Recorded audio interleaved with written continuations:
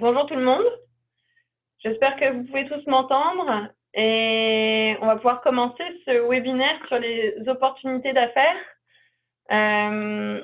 ainsi que sur le marché du Mexique, mais surtout dans le secteur des technologies propres, donc ce qui nous intéresse aujourd'hui.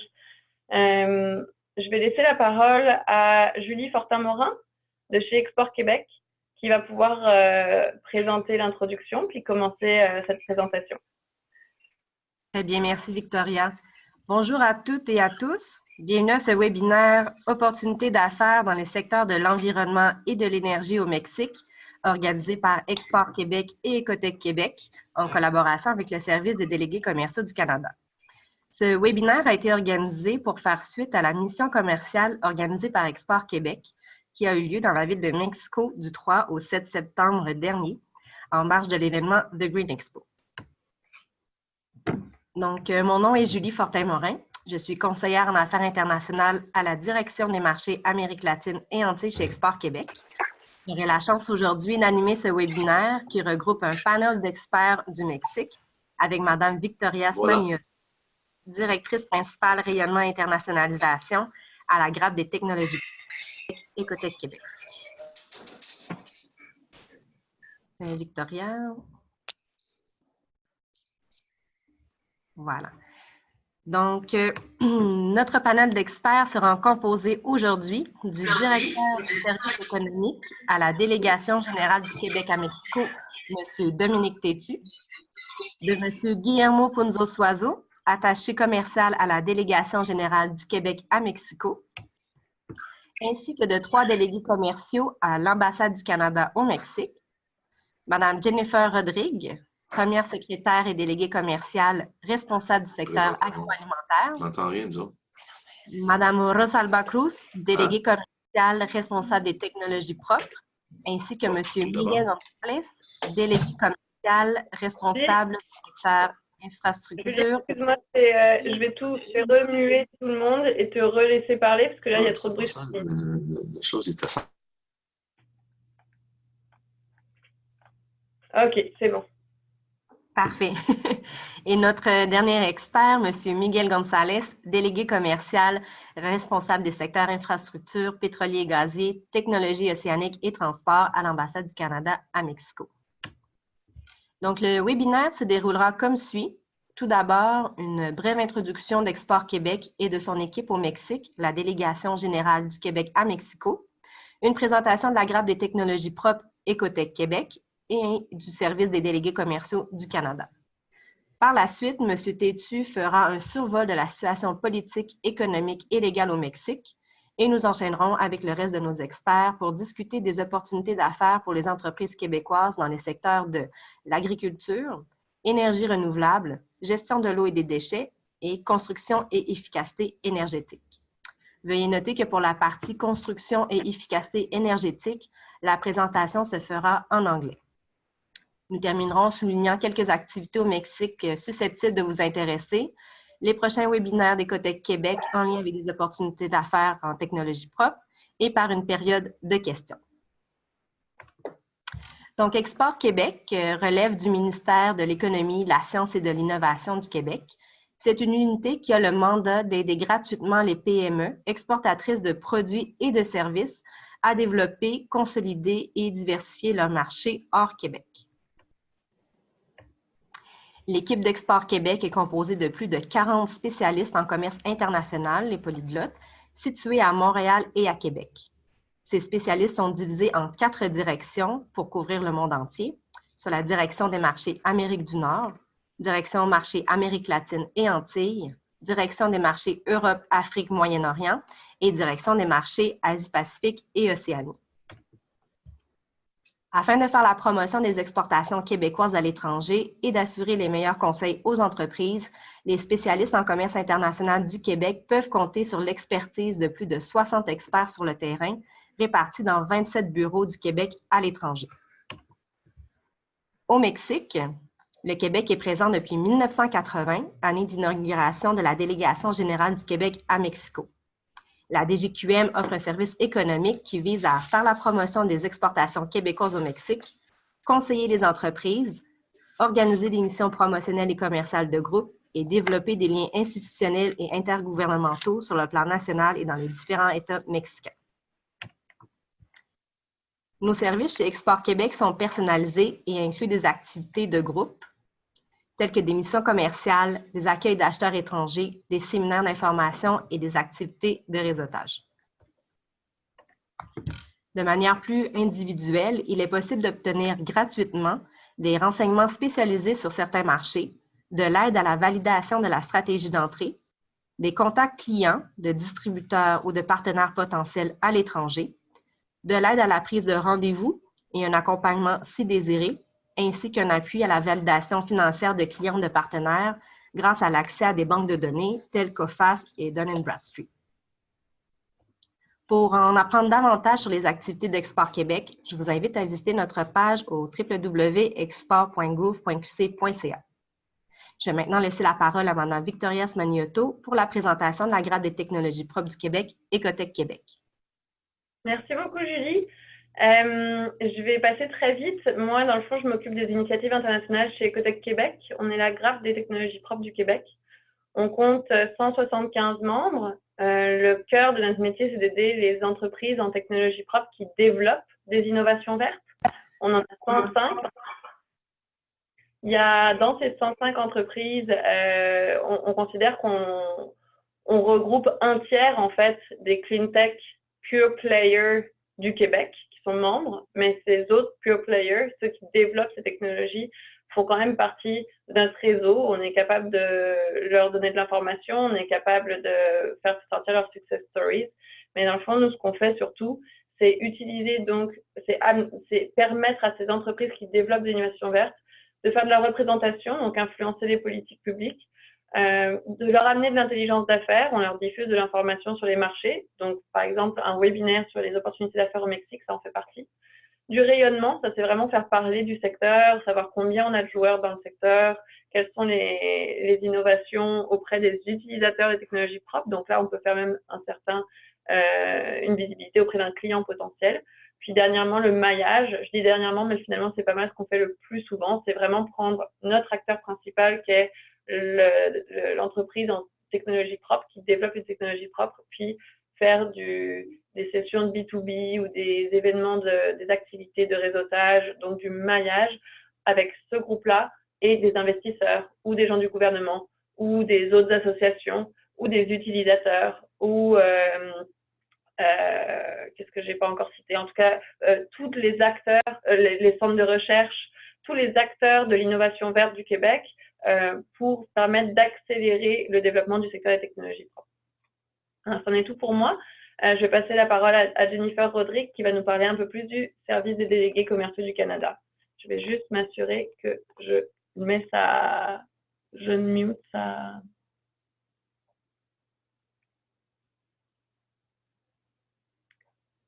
Jennifer, est-ce que tu peux mettre ton son?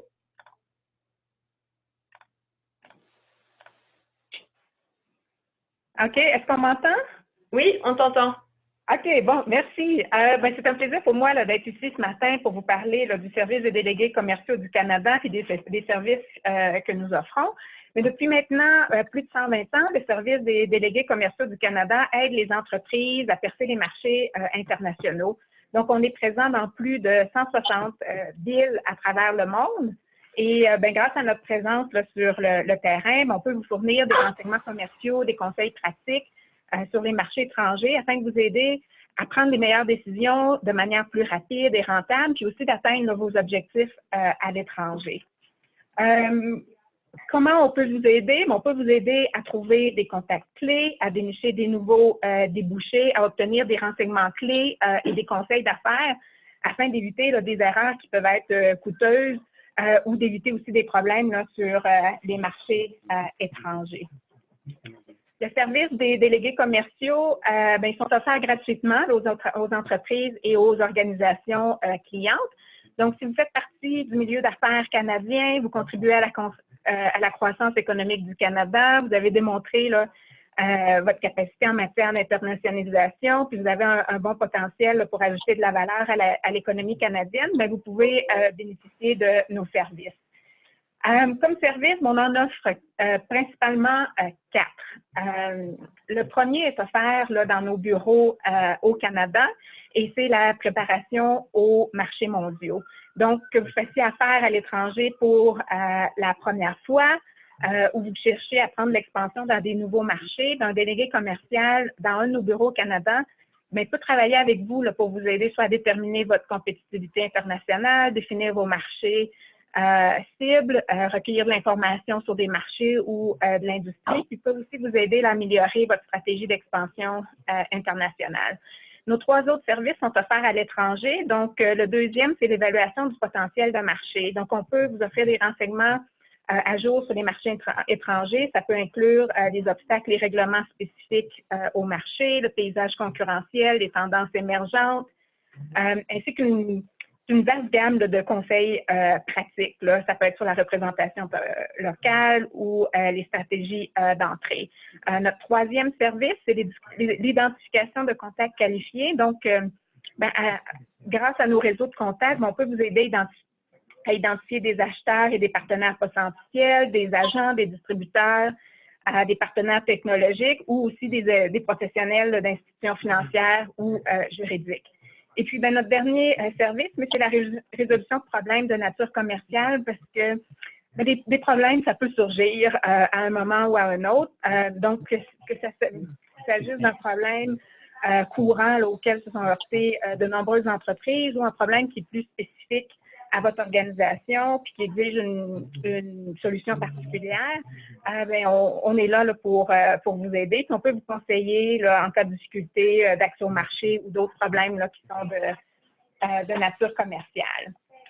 Au Mexique, le service des délégués commerciaux a 3 bureaux, un dans la ville de Mexico, à Guadalajara et à Monterrey. Donc, n'hésitez pas à nous contacter si vous avez des questions. Là, il va nous faire plaisir là, de vous appuyer dans la poursuite de vos opportunités d'affaires au Mexique. Et puis, maintenant, je vais passer la parole à Dominique. Ouais. Dominique, on va pouvoir t'entendre. Je vais encore une fois mettre tout le monde en muet de nouveau pour m'assurer qu'on t'entende bien et puis te passer la parole. D'accord? Excellent, merci. Tout le monde m'entend bien? Oui? Oui, ils ne peuvent plus parler maintenant. Excellent. Donc, bonjour tout le monde. Merci à nos collègues d'Export Québec, Julie Fortin-Morin, Olivia Dion, Victoria, d'Écotech Québec. Merci de nous donner l'occasion de rencontrer virtuellement des entreprises de la grade des technologies propres du Québec. Salutations à nos collègues de l'ambassade. Bien sûr, on n'a pas encore eu l'occasion de se rencontrer, mais j'espère que ce sera très bientôt. Donc, salutations à vous. Toujours un plaisir de collaborer avec nos collègues du service des délégués commerciaux du Canada. On m'a demandé de parler de la situation politique, économique et légale au Mexique. D'abord, de vous dire que ce sera vraiment un bref aperçu puisque cette situation politique est particulièrement complexe depuis la dernière année. Il s'est passé beaucoup de choses au Mexique et dans les relations nord-américaines, comme vous le savez.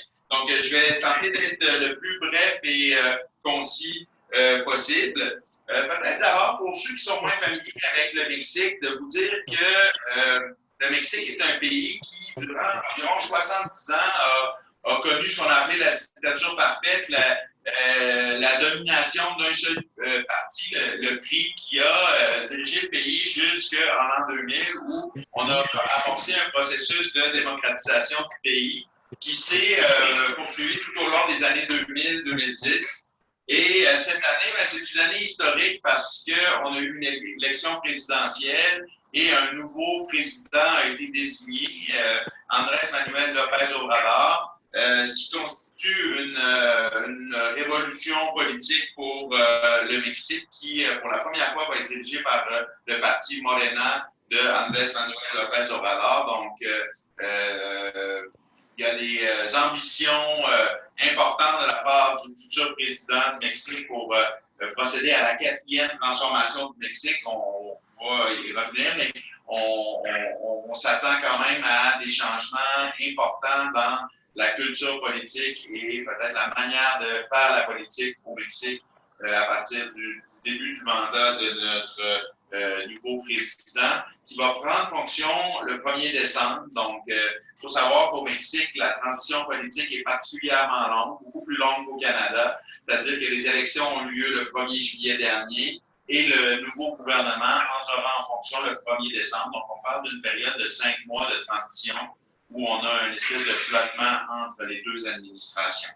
Mais présentement, ce demeure le président Peña Nieto qui est bien en siège jusqu'à la fin du mois de novembre. Peut-être de mentionner que le programme sur lequel s'est fait élire AMLO laissait une part importante à la justice sociale, la lutte contre les inégalités, aussi un renouvellement des relations avec les communautés autochtones, indigènes, les communautés locales.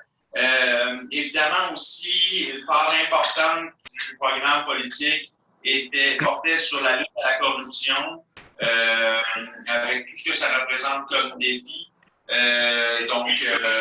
Ce sont des axes principaux. Et au niveau économique, on sent une tangente nationaliste, donc peut-être un retour à une certaine forme de nationalisme économique que le Mexique avait connu jusqu'à la fin des années 80, lorsque le Mexique s'est ouvert au monde, avec entre autres la signature de l'ALENA au début des années 90. Donc, on sent qu'il y a peut-être un retour vers une certaine forme de protectionnisme, mais par contre, avec la signature de l'ALENA, on peut penser que ce protectionnisme devrait être, somme toute, assez limité.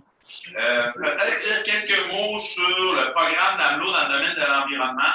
Il y a 5 priorités qui ont été mentionnées durant la campagne électorale. La première, c'est l'accès à l'eau comme étant un droit humain.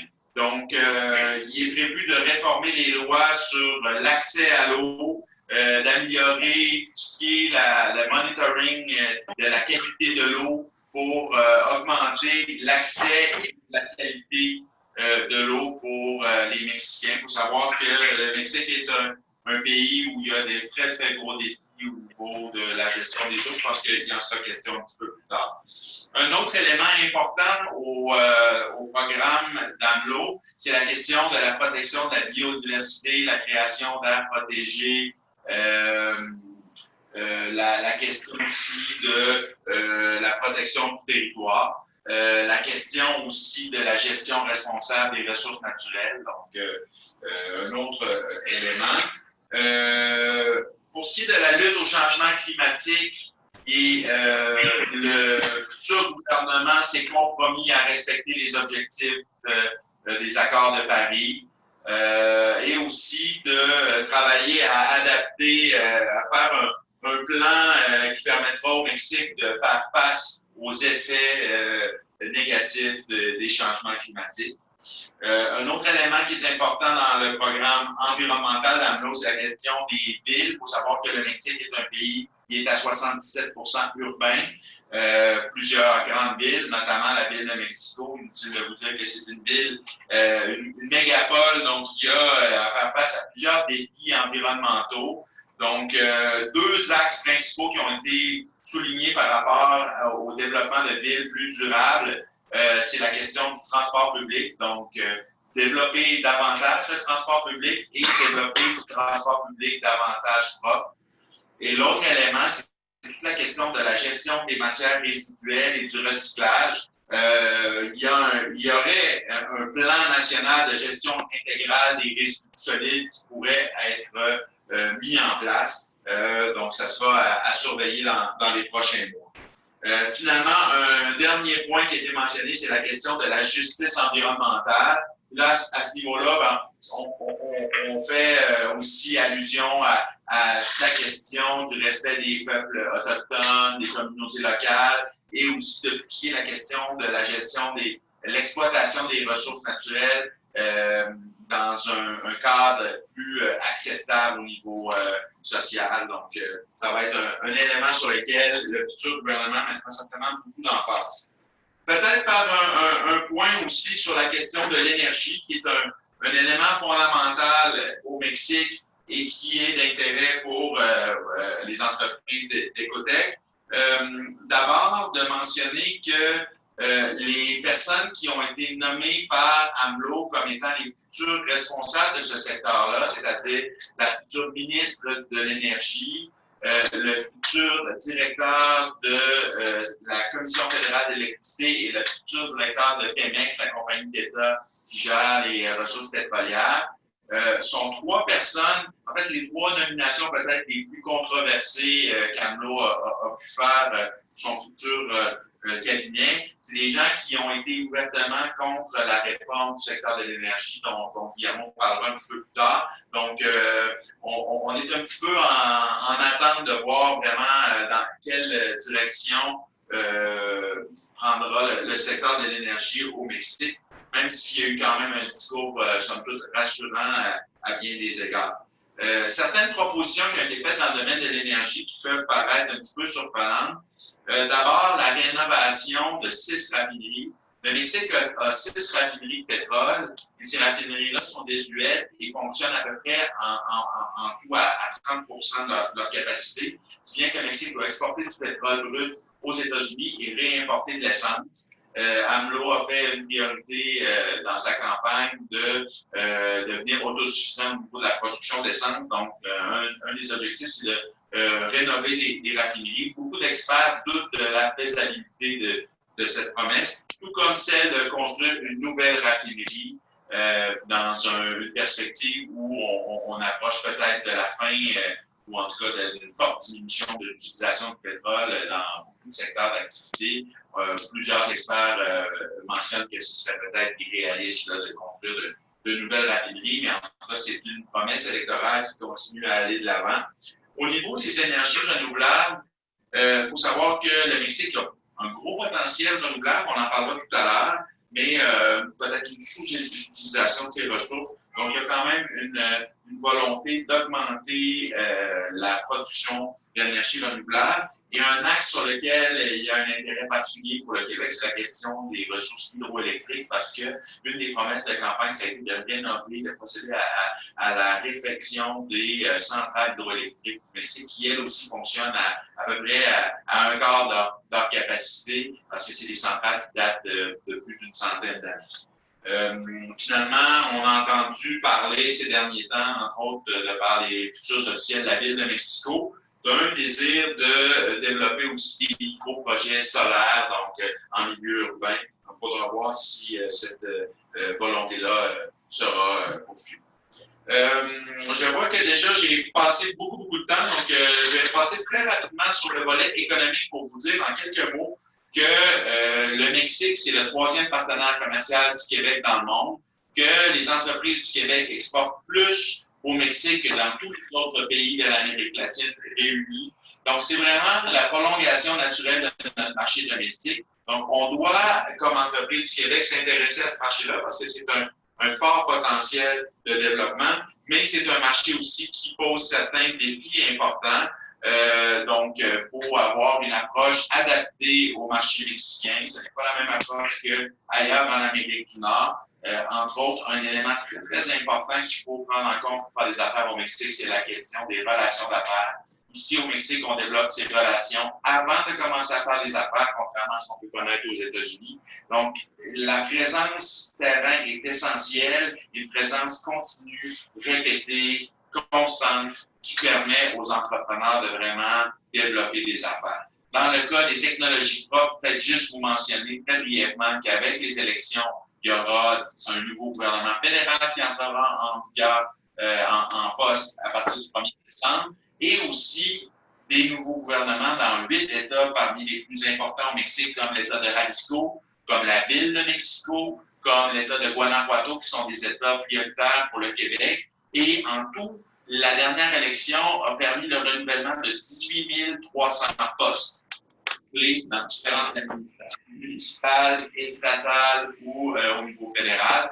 Donc, l'occasion est tout à fait opportune d'amorcer votre développement d'affaires au Mexique parce que ces nouvelles administrations-là seront en poste au niveau du gouvernement fédéral et des États pour les 6 prochaines années. Donc, début 2019, ça vaut la peine d'amorcer vos efforts pour établir les liens avec ces gens-là. Je terminerai ma présentation ici. Merci. Ah oui, je présente Rodrigue du service des délégués commerciaux qui prendra la parole.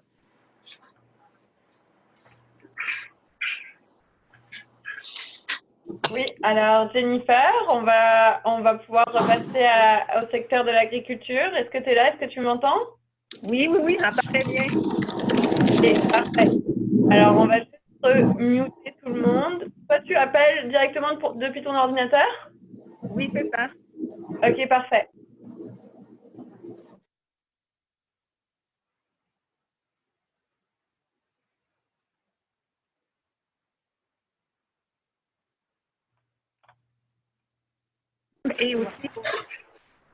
Et aussi aux technologies propres.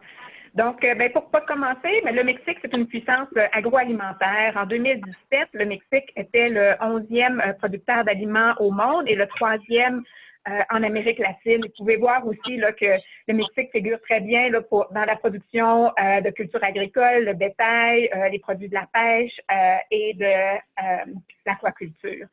Avec ces paysages qui sont très variés, des climats aussi variés, le Mexique possède une agriculture qui est très diversifiée. On produit plus de 200 cultures au Mexique, puis on estime que la moitié de la superficie totale du pays est utilisée par l'agriculture, notamment pour la culture et pour l'élevage.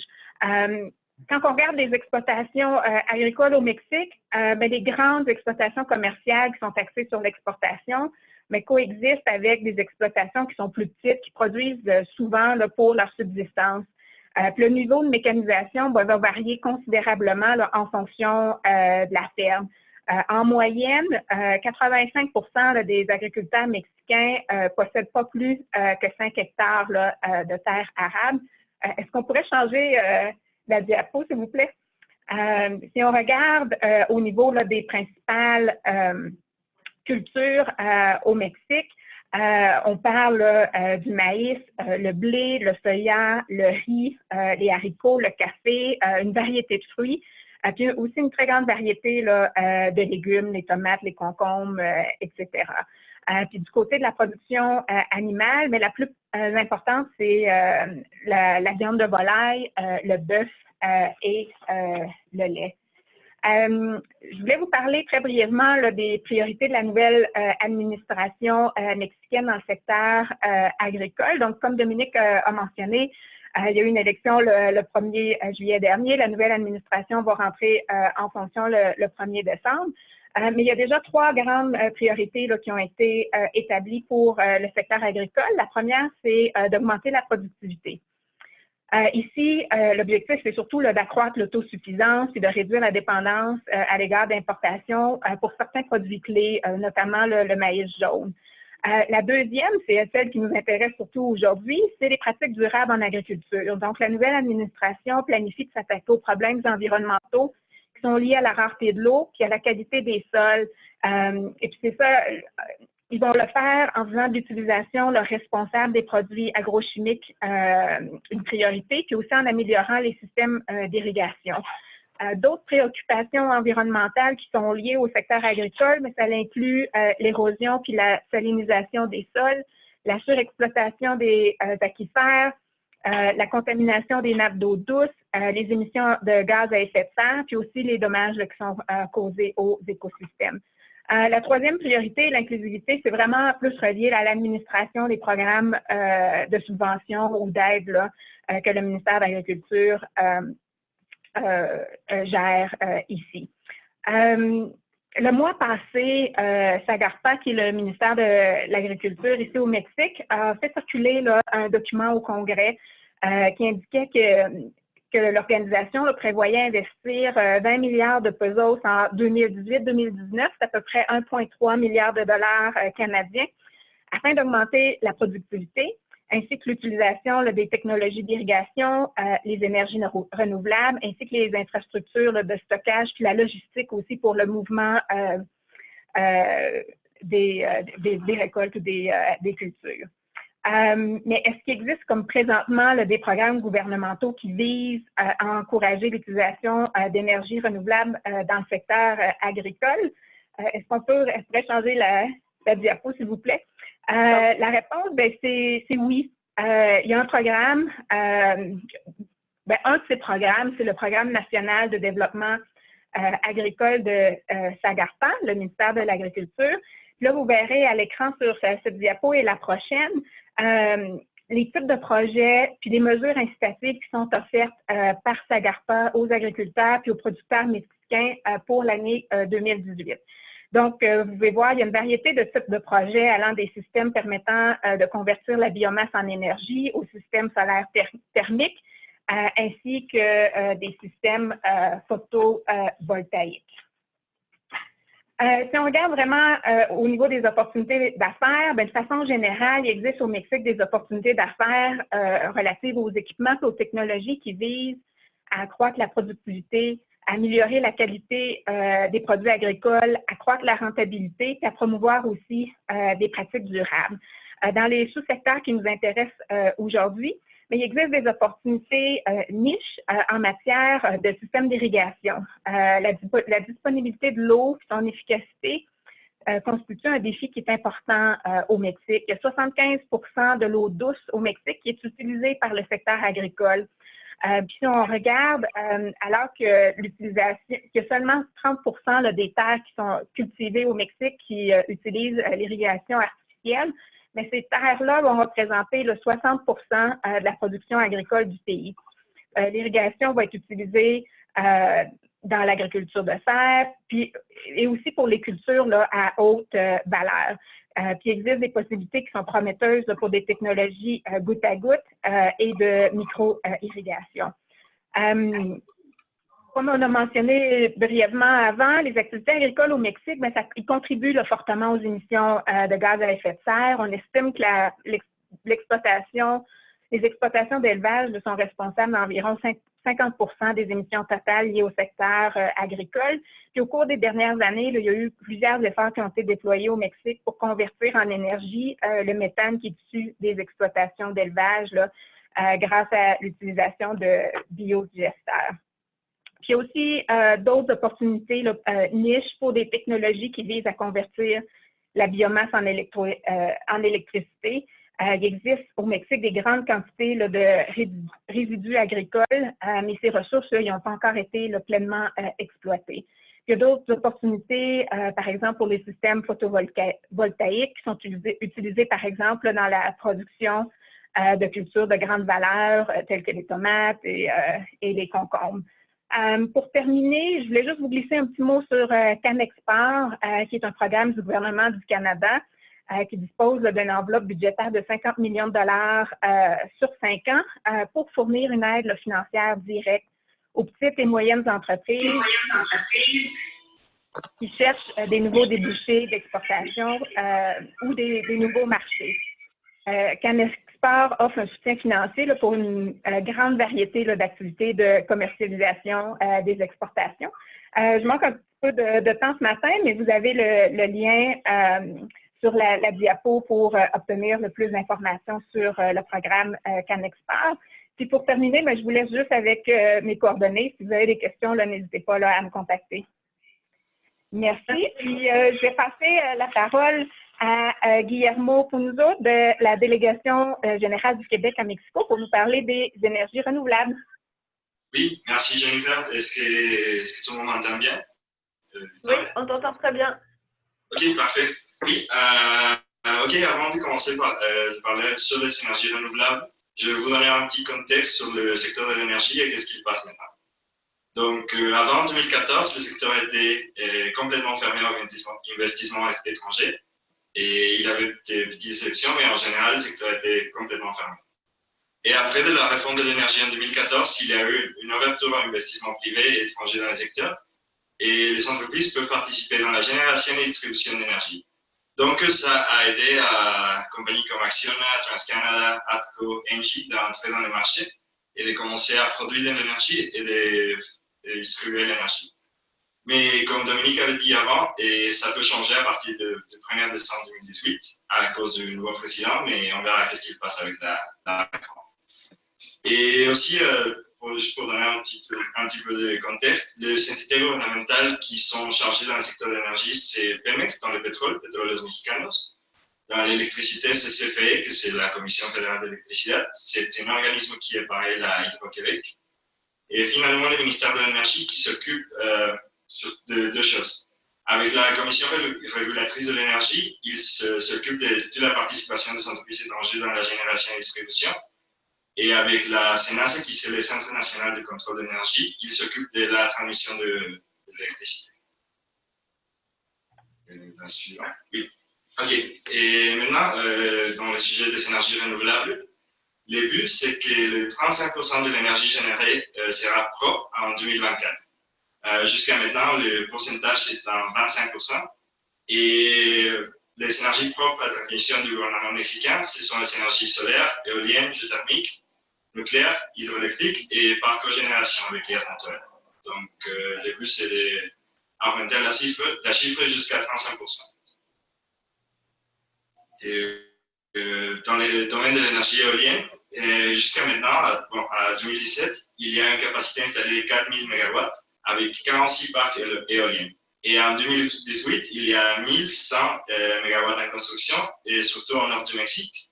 Et dans tous les pays, il y a 2140 éoliennes en opération et une usine d'éoliennes en construction au nord du Mexique. Finalement, une autre chose que je veux noter, c'est que le coût de l'énergie éolienne au Mexique est très bas en comparaison des autres pays du monde. Ça, c'est 18 dollars américains par mégawattheure d'énergie. C'est un coût bas. Et oui, et comment ça fonctionne avec l'énergie éolienne et solaire? Et normalement, le gouvernement a des soumissions, auctions, où ils s'offrent une quantité de mégawatts et les compagnies font des soumissions de projets pour avoir des mégawatts. La dernière soumission a été en 2017 et il y avait 16 compagnies de partout le monde avec un investissement de 2,4 millions de dollars et une capacité de 2500 mégawatts d'énergie. C'est un secteur très dynamique, le secteur éolien, et très international. En fait, presque toutes les compagnies qui participent dans la construction des parcs éoliens sont étrangers. Et c'est un secteur ouvert aux compagnies étrangères. Après, avec le secteur de l'énergie solaire, et bon, presque 85% du territoire mexicain est optimal pour l'installation des panneaux solaires. Donc, ça veut dire que c'est un marché énorme et avec beaucoup d'opportunités et qui n'est pas vraiment exploité jusqu'à maintenant. La capacité installée jusqu'à 2017, c'est de 1200 MW d'énergie et presque tous les parcs sont au nord du pays, dans les États de Baja California Sur et de la Basse-Californie Sud et dans l'État de Coahuila et Nuevo León, je pense. Mais il y a beaucoup de projets dans les secteurs et je pense qu'il y a presque 60 projets en exécution ou en planification maintenant. Et on espère une capacité en 2023 de 6000 MW. Donc, on espère une grande croissance dans le secteur. Il y a beaucoup d'opportunités là. Et après, dans le secteur du gaz naturel, c'est un secteur qui a commencé à développer après quelques années. Et il y a maintenant 9 usines de processing facilities de gaz naturel. Et il y a plusieurs compagnies canadiennes qui travaillent maintenant dans la distribution du gaz, surtout dans la construction du gazoduc. Et des compagnies comme TransCanada et comme ATCO, ils sont de gazoducs et ils sont aussi des usines de génération. Donc, c'est un secteur où le Canada est très, très présent. Et finalement, dans le secteur de centrales hydroélectriques, comme on avait mentionné avant, c'est un secteur très important. Il y a presque 5000 barrages au Mexique, dans lesquels je pense que la majorité sont des centrales bleues. Donc, une des priorités du nouveau gouvernement, c'est d'améliorer la capacité de barrages. Donc, c'est une autre opportunité pour les entreprises canadiennes en général. Oui, après, dans les sujets de la gestion de l'eau, juste pour donner vous un panorama sur le sujet. Jusqu'à 2015, les accès à l'eau potable au Mexique en général étaient de 25%. Et avec plus de 900 usines de potabilisation, les accès aux égouts étaient de 92%. Et les traitements des CEC, qui sont les sujets les plus importants, le sujet clé ici au Mexique, c'est seulement 60% des eaux résiduelles ont été traitées. Il y a presque 5000 usines de traitement. Et oui, c'est un secteur, c'est en priorité d'augmenter la chiffre de traitement des eaux. Et les entités gouvernementales chargées de la gestion de l'eau, ce sont la CONAGUA, la Commission nationale de l'agua, et la CEMARNAT, qui serait le ministère de l'Environnement. Mais quand même, une chose intéressante dans le secteur, c'est que les usines de traitement et de potabilisation peuvent être mises en concession pour les entreprises privées. Donc, je vais parler un peu de ça après. Oui, comme Jennifer avait mentionné avant, presque 70% de l'eau au Mexique, c'est utilisé par l'agriculture et le reste, c'est divisé surtout dans le milieu industriel et urbain. Et oui, aussi, ici, il y a 4 cartes avec information du territoire. La première carte à gauche et en top, c'est de la précipitation moyenne. Et comme vous pouvez voir, la distribution de l'eau au Mexique est très polarisée. Il y a une précipitation importante au sud du pays, dans les régions de Veracruz, Tabasco, Chiapas au sud. Et il y a une pénurie de l'eau au nord, surtout dans les États de Basse-Californie, Sonora et Chihuahua. Donc l'eau est distribuée d'une façon très extrême. Et un des sujets les plus importants et les plus intéressants, je pense, c'est que le risque de pénurie de l'eau au Mexique est très très grand, surtout au nord du pays et dans la ville de Mexico. Donc, une des priorités du nouveau gouvernement, c'est d'améliorer la gestion de l'eau en général dans le pays. Et, oui, oui, voilà. Et finalement, comme des suggestions, des conseils pour les sujets, c'est que, premièrement, travailler directement avec la CONAGUA, le ministère de l'Environnement, est très compliqué. Travailler en général dans le secteur public au Mexique pose beaucoup de défis. Donc, c'est un secteur un peu compliqué. Mais néanmoins, comme j'ai dit avant, les usines de traitement des eaux et de potabilisation peuvent être mises en concession pour les entreprises privées. Et il y a plusieurs exemples comme Acciona, c'est une compagnie espagnole, Suez et Veolia, qui sont des compagnies françaises. Il y a aussi des compagnies mexicaines. Et donc, en général, c'est un secteur qui est ouvert à l'entrée des nouveaux participants. Et en général, il y a plusieurs opportunités d'affaires comme fournisseur pour les usines de traitement, de potabilisation et aussi pour des dessalements. C'est un sujet qui est nouveau ici au Mexique. Il y a maintenant, je pense que 2 ou 3 usines de dessalement au Mexique, dans le Basse-Californie Sud et dans l'État de Quintana Roo. Et comme suggestion, c'est toujours recommandé d'avoir un partenaire local pour le développement du marché, surtout parce que bon, c'est un sujet un peu complexe. Et la suivante, c'est oui. OK. Et maintenant, dans le sujet de la gestion des déchets, pour vous donner un petit panorama de la situation, chaque jour au Mexique, on collecte presque 4,6 000 tonnes de déchets par jour. Ça veut dire que c'est presque 3,6 kilos par personne. Et seulement à la ville de Mexico, ce sont 13 000 tonnes. Et la plupart, comme le graphique en dessus, c'est des matières organiques et de la nourriture, des matériaux de jardin et matériaux organiques similaires. Et il y a aussi une composante importante de plastique et de textile, papier et carton, et finalement des déchets électroniques.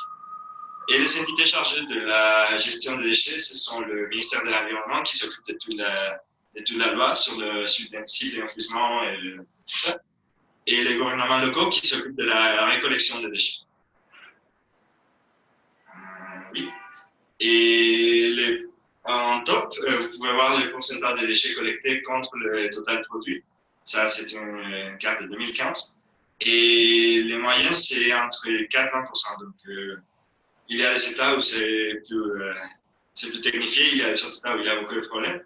Et en dessous, vous pouvez voir les pourcentages de sites d'enfouissement en règle. Ça veut dire des sites d'enfouissement qui ont toute la normativité selon le ministère. Et dans les sites urbains, le pourcentage est environ 40%, mais dans les petits villages ruraux, le pourcentage est presque minimal. Donc, il y a beaucoup d'opportunités là. Et oui. Et dans le sujet du recyclage, comme vous pouvez voir, le Mexique est presque à la fin de la table de l'OCDE, le pourcentage de déchets recyclés par pays. Je pense qu'on est environ 10% des matériaux, officiellement 10% des matériaux au Mexique sont recyclés. Et presque tous les matériaux recyclés sont du papier et du carton. et de plastique et de verre. Il y a aussi, oui, en dessous, on peut voir le graphique avec le pourcentage. Mais en général, c'est un secteur qui est en train de se développer. Oui, dans la suivante. Il y a plusieurs des projets privés de recyclage et de gestion des déchets. Ici, j'ai mis quelques informations de newspapers, comme, oui, on peut utiliser le déchet de tequila pour faire de la biomasse, il y a, on peut utiliser le déchet des algues. Il y a des initiatives privées dans le sujet de recyclage, mais, est-ce que tu peux changer à la prochaine, s'il vous plaît? Mais la gestion des déchets au Mexique, en général, pose encore beaucoup de défis. C'est un secteur très compliqué. Les personnes que vous verrez dans l'image, c'est qu'on ici en espagnol comme pepenadores. Ils sont des personnes qui font la récollection de déchets de façon individuelle et qui font tout le recyclage hors la loi et hors le site d'enfouissement. Donc, en général, le sujet de gestion des déchets est un peu compliqué. Il y a plusieurs choses à évoluer, mais en général, c'est un secteur avec beaucoup d'opportunités. Et oui, et ça serait tout pour moi. Et je passe I will now present my colleague Miguel from the Canadian Embassy, who will talk about construction.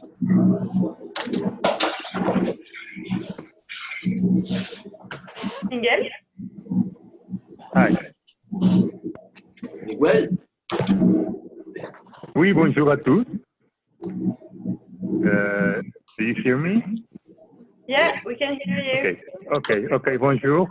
Je suis Miguel González, je suis responsable du secteur de la construction et de l'infrastructure ici à l'ambassade du Canada au Mexique. Je vais essayer de parler un petit peu en français et après, si ça ne vous dérange pas, je vais parler aussi en anglais. Je crois que je pourrais mieux communiquer avec vous dans cette langue. Bon, le Mexique représente des opportunités et des défis pour les entreprises canadiennes. Selon la Chambre mexicaine de l'industrie de la construction, le secteur de la construction a progressé en 2016 et 2017, principalement en raison de l'investissement continu par le secteur privé dans des projets de construction commerciale et résidentielle. Selon la Banque nationale des travaux publics et services au Mexique, cette année, il y avait 163 projets en cours d'exécution et 130 en phase de conception ou pré-investissement au Mexique, 73 d'électricité, 22 de transport, 12 eau, 10 hydrocarbures, 7 infrastructures sociales, 4 tourisme, en éducation et en télécom. Les occasions d'affaires pour le Canada sont liées à l'utilisation des technologies et des matériaux de pointe dans les projets de construction au Mexique. Par exemple, système de transport intelligent, bâtiments intelligents avec des caractéristiques comprenant des matériaux éco-énergétiques, des systèmes de sécurité, des chaînes de télécommunications et des systèmes d'urgence. Regarding the current situation of the sector or what's coming up with the new administration, well, Dominique has already provided an excellent overview of the expected scenario with López Obrador, but regarding the construction and infrastructure, I can tell you that keeping on his style of constant announcements, Mexico's virtual president-elect Andrés Manuel López Obrador announced in July the main infrastructure projects to be carried out by his administration. Again, all this activity in the public sector is, of course, directly related to opportunities for Canadian companies in the construction sector. And well, López Obrador announced this list, including 7 projects aimed essentially at creating jobs in Mexico. And also, he did not specify the cost of this specific project. He reiterated that the total cost of his administration priority projects amounts to 500 billion pesos, which is approximately 30 or 33 billion, Canadian billion.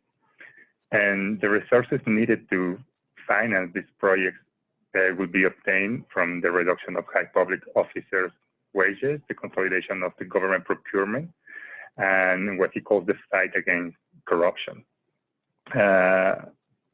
In the list of projects, well, number one is the new Mexico City Airport, which was started by the current administration, and it was expected to be the main infrastructure project of President Peña Nieto. We have heard a lot about this project recently, but at this point of time, what López Obrador is saying that a citizen public consultation will be held by the end of October, after the release of a technical report by groups of specialists and a couple of months of debate. And the reason for this consultation will be deciding whether, number one, the airport works should continue in the current location, or number two, if a new airport should be built, basically adding runways to the Santa Lucia military airport. So we'll see. We'll see what happens on that project. But there are other interesting projects that he has announced. For instance, the Tehuantepec Trade Railway Corridor, which will connect the Gulf of Mexico to the Pacific. The Maya Ecotouristic Railway connecting Cancun to Palenque and crossing the touristic zones of Tulum and the Riviera Maya. He's also speaking about building 300 kilometers of roads, especially in the poor states of Oaxaca and Guerrero. And he's speaking about raising internet access from current 35% to 100% in Mexico, and also rebuilding houses affected by the earthquakes that took place a year ago in Mexico, mainly with public investment and not through credit. He also mentioned special support to zones inhabited by poor people and located in border cities, touristic centers, and in Mexico City. And finally, he announced the construction of 100 public universities, especially again in poor states, poor areas of the country. It's a very interesting moment, of course, with the change of administration. We will be monitoring the development of the National Infrastructure Plan of the new administration, and we'll be working very closely with local associations such as CEMIC, the Mexican Construction Industry Chamber, and with local companies, of course, and with key stakeholders, the construction sector in Mexico, and to identify potential opportunities for Canadian companies. We would like to be in contact with you. Of course, you can call or send a message to us, and we're more than glad to work with you. Il est très important de faire rappeler que l'une des meilleures façons de réussir au Mexique est la coopération avec un partenaire local solide qui peut vous aider à évaluer les besoins spécifiques des clients et donner accès au réseau d'approvisionnement traditionnellement fermé de l'industrie. So in this regard, please remember again that the Trade Commissioner Service is here, and we'll be more than glad to work with you with the different initiatives that we have to develop opportunities for Canadian companies. Very quickly, I will tell you that we're having a commercial mission. We will be able to discuss this in the conclusion. Now maybe because we just have like 3 minutes left, we will give a little bit more time to everyone to ask questions. But first, maybe Rosalba, if you're on the line, you can go through your presentation about the energy efficiency in Mexico. Rosalba? Hello? Rosalba? Yes, hello? Ah, yeah, we can hear you now. I thought that you were in the same office than Miguel. No, I am on the phone. Okay. Thank you very much. I am a commission client, and I would like to start. With the graph of the evolution of intensity in the last 20 years in Mexico. Could you please pass the next slide? Yes, I just wanted to make sure that we could hear you well. So now I think we're good. All right, so let's go. Okay.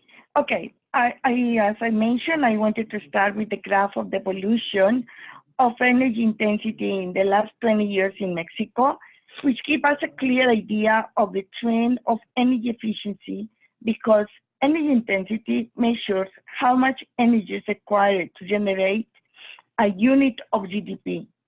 As you can see, the residential sector shows the greatest reduction in energy consumption, followed by the industrial sector and services and the services and commerce sector.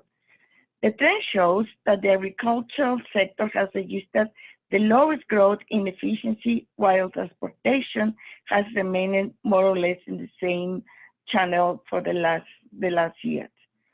According to this information is according to the last report of the Energy Efficiency Agency in Mexico. Could you please pass to the next slide? In order to conduct the energy efficiency policy, the federal government has the Secretariat of Energy and several organizations. The most important ones are four, which is CONUE, which is the Mexican Commission of Energy Use, FIDE, the Energy Savings Fund, the Secretariat of Agriculture, Livestock, Rural Development and Fisheries, and the Risk Shared Trust. CONUE is responsible for promoting energy efficiency and is as well the technical body for the sustainable use of energy. And FIDE is a private organization, but with the participation of the electric utility, CFE, and seeks to develop and implement actions to promote the efficient use of electricity. The other two institutions like SAGARPA and FIRCO are for the agriculture sector, and we are going to talk about that because Jennifer has mentioned already. So what CONUE has programs that impact specific areas such as public administration buildings, state and municipalities, large users, and the residential sector. In these groups, the CONUE seeks to improve technological areas such as vehicle fleets, pumping systems, heating services, cooling, water heaters, electricity, and gas, among others. As well, could you please pass the next one?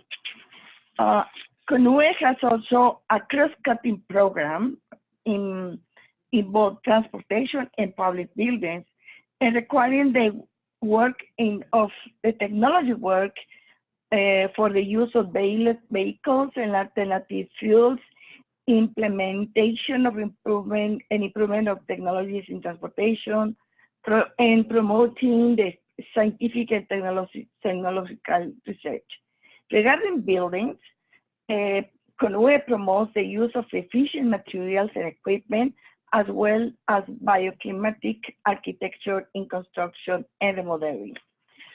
FIDE is an area of complementary financing and supports users for energy efficiency programs, distributed generation with renewables. It also supports schools, hotels, and SMEs, retailers, in areas like air conditioning, thermal isolation, automation, well pumps, air compressor, process equipment, refrigeration, etc. And in terms of housing, the Mexican government has been very proactive in including measures for the energy efficiency in houses, including those thermal windows, thermal insulation, energy efficiency gas heaters. For all these technologies, FIDE supports, could we pass the next one? Yes, supports with funding, free funds, or about up to $500,000. And this is for different areas. If it's in hotels, schools, or retailers, or SMEs for commercial refrigeration, for photovoltaic systems, solar water, air conditioner, or thermal isolation. And in houses, they promote luminaires, thermal windows, thermal isolation, and efficient gas heaters. I would like to present the results of a study that it was performed for 25 large companies in the manufacturing, chemical, metal mechanic, and food industries. And the following results were achieved. 55 of the industries have developed actions or energy-saving projects. There is a potential of 45% to apply energy-saving tasks. According to FIDE, 40% of the industries have already performed energy diagnosis, technical assistance, and project finance. This means that they have already information on where are the opportunities for energy efficiency applications. In terms of the composition of funding, industries have shown interest, or have shown in average that FIDE contributes with 19%. The companies themselves finance around 76%, and the suppliers participate with 5%. 25 potential technologies have been identified by industry as important for this market. Some of them are high efficiency engines, daylight controls, heat exchangers, efficient generators, efficient electrical units, solar or geothermal water heating, among others. Expectations for the next, with the next administration are positive and optimistic because the new administration is pushing up for the use of renewable energy and increase the support of energy efficiency projects, as they have already mentioned in the late presentation, and recently they have prepared a program, or they are preparing a program on energy efficiency. We will be following up and providing the information as soon as this is released. And well, these are my 5 minutes, and thank you very much for listening. Merci beaucoup, Rosalba. On va passer rapidement directement à la conclusion. Pour ceux qui restent, on pourra revenir sur les prochaines activités, mais on a pris un peu de retard. Alors Julie, si tu es en ligne et qu'on t'entend, tu peux passer à la conclusion.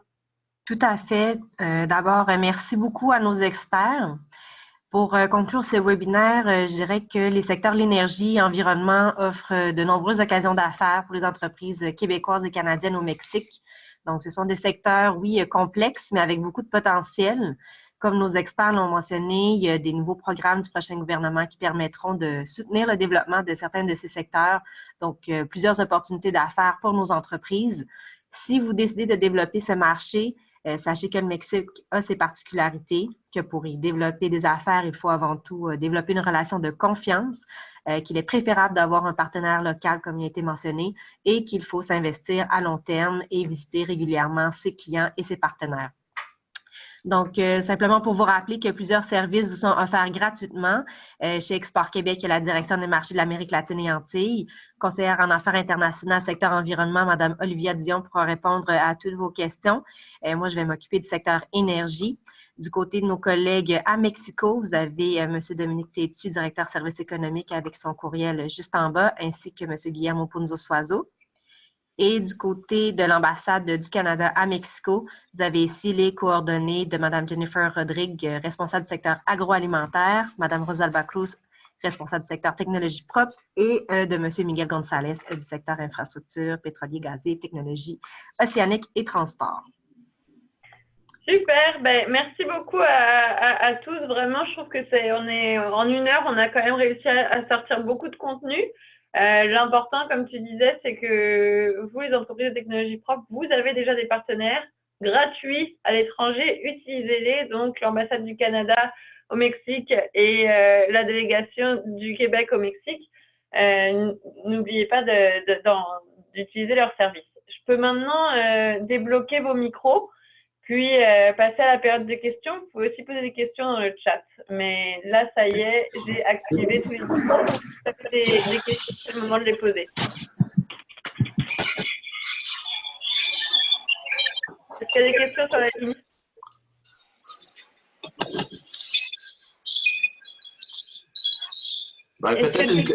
Peut-être une question sur les eaux usées en termes de réutilisation de l'eau traitée. Est-ce qu'il y a des intérêts d'aller dans cette avenue, dans cette option-là, avec la réutilisation de l'eau traitée pour des fins d'irrigation ou autres? Oui, en fait, oui, c'est lié à la délégation du Québec et Mexico. En fait, l'utilisation le plus souvent pour les CEC, c'est pour l'irrigation.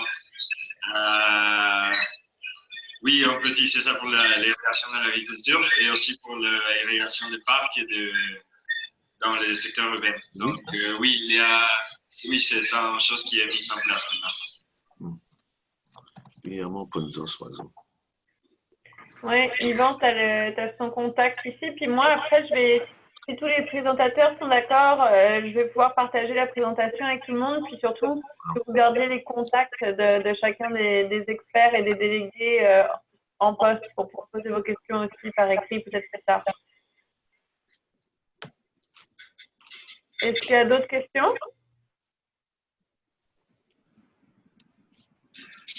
Je vois qu'il y a plein de gens qui se sont remis en muet. Si vous voulez poser une question, n'oubliez pas de vous remettre, d'activer vos micros.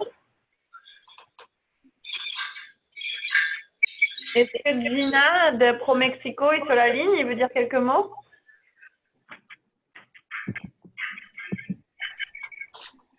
Non. Bonjour à tous et toutes. Bonjour Gina. Comment están? Ça va? Ça va, ça va. Alors, juste pour expliquer, Gina travaille à Montréal pour ProMexico. C'est son rôle d'aider l'investissement des Québécois et des Canadiens au Mexique. Donc, je lui ai proposé de dire quelques mots enfin, si elle voulait. Exactement. Victoria, nous avons déjà partagé une présentation avec vous. Ça serait possible qu'on peut voir ça dans le screen?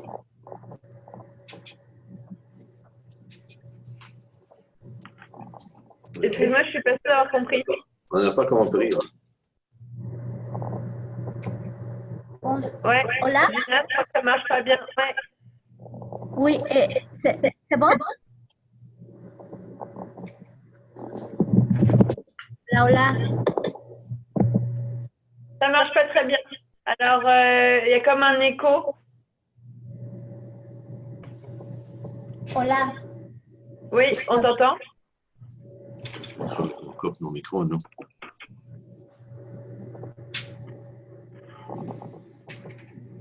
Ok. Gina, on reprendra peut-être plus tard. Je suis désolée parce qu'on ne comprend pas bien. Puis si je coupe tous les micros, j'ai peur de couper le tien si je ne sais pas lequel est le tien. Ce que je propose de faire dans les 2 dernières minutes, c'est repasser la parole à Julie, qui avait préparé une slide sur les prochaines activités au Mexique, les missions d'Export Québec et des services de délégués commerciaux. Julie, je te repasse la parole, je remets tout le monde en muet et je te remets toi en son. Alors, une seconde, le temps que je trouve. Ok, c'est bon. Bien, merci. Oui, bien, comme on l'a mentionné, là, le Mexique est un pays prioritaire en termes d'exportation pour le Québec, le Canada. Donc, autant Export Québec, Délégation générale du Québec à Mexico, le service des délégués commerciaux du Canada, on est très, très actifs sur ce marché. Bien que les inscriptions soient terminées, je voulais quand même souligner 2 missions commerciales dans le secteur de la construction. une organisée par Export Québec et l'autre par le service des délégués commerciaux. Chacune des missions est organisée dans le cadre de l'événement SIAC, qui est en fait la plus grande foire annuelle du secteur de la construction au Mexique. Donc, chez Export Québec, la mission se déroulera du 15 au 20 octobre, alors qu'avec le service des délégués commerciaux, la mission sera du 15 au 17 octobre. Pour les entreprises qui sont en ligne du secteur agricole agroalimentaire, il y aura l'Expo Agroalimentaria à Guanajuato du 13 au 16 novembre prochain. C'est un événement agroalimentaire le plus gros, le plus important d'Amérique latine, qui recevra notamment plus de 14 pays. Et finalement, pour les entreprises du secteur éolien, il y aura la 8e édition du Mexico Wind Power dans la ville de Mexico les 27 et 28 février prochains. Super, merci. Moi, je voulais vous parler rapidement d'une nouvelle initiative qu'on a créée avec Canada Clean Tech, qui est le réseau international, qui est le réseau pan-canadien des grappes de technologie propre, et en soutien nous a aidé à faire Mondial Canada. Dans le fond, on a identifié des multinationales qui ont des besoins en termes de technologie propre, et on va pouvoir faire venir les bonnes personnes dans ces multinationales nous parler de leurs défis pendant des webinaires de ce type-là. On en a 2 sur le Mexique. C'est Soriana qui a plus de 800 magasins au Mexique et qui a des enjeux au niveau de la gestion des déchets et de la gestion de l'eau surtout, mais l'efficacité énergétique l'intéresse aussi. Le deuxième qu'on a pu d'ailleurs démarcher grâce à la DGQM, c'est Cinépolis. Il faut qu'on fasse un suivi, mais vous allez pouvoir aussi en entendre parler plus. Cinépolis, c'est l'équivalent un peu de Cinéplex ici, donc à des salles de cinéma. Même chose, à des besoins, et la personne qui se charge du développement durable et d'efficacité au niveau des énergies va pouvoir aussi nous présenter ces défis. Et finalement, on a quelqu'un en agriculture qui s'appelle Biofabrica. C'est plutôt une plus petite compagnie, mais qui est qui serait prête à vraiment, elle a besoin d'innovation en termes de sol pour permettre à ses clients, son réseau de clients déjà, d'avoir un produit qui est un peu plus complet pour l'agriculture. Donc aussi bien en rétention de l'eau que en utilisation de bionutriments pour le sol, etc. Donc c'est des choses, c'est des webinaires auxquels vous allez pouvoir participer. On va faire un webinaire par semaine jusqu'à décembre, c'est notre but. Ça commencerait le mois prochain, le 24 octobre. Vous allez en savoir plus, bien sûr, d'ici peu. Donc, voilà pour moi. Je vois qu'il y a des questions qui ont été posées dans la conversation. Hola, we are ready. Could you pass our presentation, please? Ah, j'ai reçu une présentation peut-être de... Là, ça va être un petit peu tard. Je vois qu'il y a encore des gens sur la ligne. En fait, ProMexico a préparé une petite présentation. Alors, je vais vous la montrer tout de suite. Et puis, je vais pouvoir laisser la parole de nouveau à Gina, si on t'entend mieux cette fois-ci. Est-ce que, 1, vous voyez la présentation de Gina, et 2, vous l'entendez? Muchas gracias, Victoria. Do you hear me good? Oui, on t'entend. D'accord. Bonjour une autre fois. C'est un honneur d'avoir l'opportunité de parler un petit peu pour vous aujourd'hui. Merci une autre fois à Ecotech pour l'invitation. Comme Victoria déjà avait dit, je suis la représentante pour ProMexico à Québec et pour les provinces atlantiques. Et voilà, les autres présentations ont été déjà très complètes et détaillées. Et permettez-moi seulement de compléter avec quelques informations. Le Mexique, comme vous venez de l'entendre, dispose d'un grand potentiel avec ses ressources renouvelables. En 2016, 15% de l'énergie totale du pays provient de sources renouvelables. Le marché de la technologie dans la production d'énergie provient principalement de l'hydroélectrique. En 65%, ce qui rend notre agent pour des entreprises comme par exemple Hydro-Québec, et après suivi del secteur, del subsecteur de l'énergie éolienne avec 17 personnes. Le Mexique reconnaît actuellement une production d'énergie renouvelable potentielle de presque 7 millions de gigawatts par année, principalement d'énergie solaire. Et en fait, aujourd'hui, plus de 200 centrales fonctionnent pour produire l'électricité à partir des sources renouvelables. En 2010 et 2016, environ 72 projets d'investissement direct étrangers. Et c'est la dernière slide, Victoria. Merci. Non, avant. Oui, voilà. D'énergie renouvelable, d'énergie renouvelable, ont été annoncés, entre lesquels les principaux pays investisseurs ont été l'Espagne, les États-Unis et l'Allemagne. Certains des principaux acteurs sont déjà positionnés au Mexique, tels que Iberdrola et Enel Green Power. Et nous, bien sûr que nous ne pouvons pas oublier de la Caisse de dépôt et placement de Québec qui a réalisé un investissement important en 2017 en acquérant un portefeuille de 8 actifs éoliennes et solaires avec Enel Green Power, presque 1,5 milliard de dollars américains. Gina, je suis désolée, je vais devoir te couper parce que, en fait, je ne sais pas si tu as écouté au début de la présentation, mais on a déjà eu un beau tour des investissements en termes de projets d'énergie renouvelable et même de traitement des déchets, traitement de l'eau. Ce qui serait bien, c'est que tu puisses expliquer en quelques minutes, en quelques secondes maintenant, un peu qu'est-ce que tu peux offrir comme service en plus de ce que font déjà Export Québec et le service des commerciaux aux entreprises qui sont sur la ligne. Oui, bien sûr.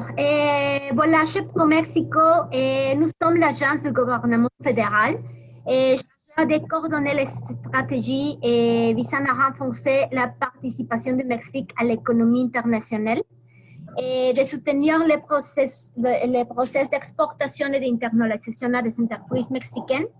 Et nous aidons aussi à la coordination des activités visant d'attirer les investissements du Canada au Mexique. Nous aidons à les entreprises internationales à trouver des entreprises mexicaines pour les importations. Et nous sommes comme un one-stop shop. Nous faire des agendas des affaires pour les entreprises québécois pour faire des meilleures affaires dans le Mexique. Je vais être ce qui est intéressant, c'est que finalement, tu es un peu l'équivalent de Guillermo. Guillermo est l'attaché du Québec au Mexique et toi, tu es l'attaché du Mexique au Québec. Alors, c'est un peu l'équivalent de chacun des pays envoie ses attachés commerciaux pour avoir une antenne sur le marché local. Et Gina, vous pouvez la rencontrer ici au Québec, du coup, représente des entreprises mexicaines. Oui, vraiment, nous sommes les homologues d'Export Québec, de Montréal International, de Québec International et d'Investissement Québec. Et nous faisons toutes ces activités, mais à l'inverse. Notre bureau à Montréal donne des soutiens à les entreprises québécoises par des conseils en affaires, réseau de contacts, coordination des missions commerciales stratégiques et des programmes d'investissement gratuitement. Et voilà, nous serons heureux d'être bientôt en contact. Super, merci beaucoup Gina. On a pris donc quand même 20 minutes de plus. J'espère quand même que vous avez tous pu apprendre des choses pendant ce webinaire. Comme je vous dis, on va pouvoir partager les présentations et les contacts de tous. Alors, sur ce, je remercie tout le monde. Je remercie beaucoup Export Québec qui a vraiment été l'organisateur de tout ce webinaire. Et puis, le service des délégués commerciaux qui nous a prêté des experts pour nous présenter donc des secteurs dont ils sont experts eux-mêmes, enfin en tout cas plus spécialisés. Alors, merci aussi aux entreprises de technologie propre qui sont sur la ligne et qui, j'espère, ont pu acquérir un petit peu d'intelligence d'affaires utile pour le développement de vos activités à l'étranger. Sur ce, merci beaucoup à tous encore une fois et il est temps d'arrêter la présentation.